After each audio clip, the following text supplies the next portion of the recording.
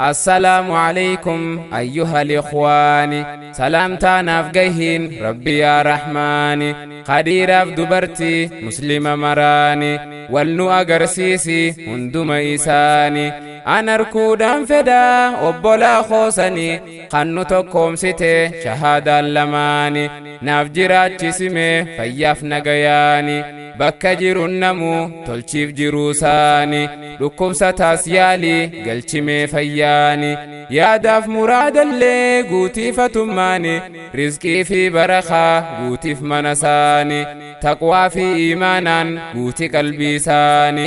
antanaan si khaddaa qeebaliif yaa goyta ollaa ambiyoota nuuf galchi jannata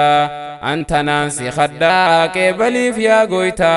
ollaa ambiyoota nuuf galchi jannata maltuudhaan dargatiin hundiinu musaafirii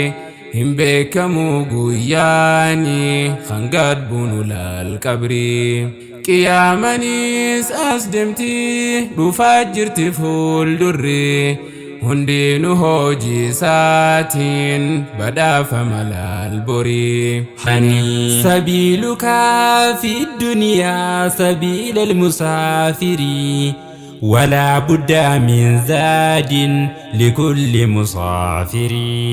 الكايدو ميسنكي الرافي بري أكا أنتي خالق أرتي تجارة لن تبوري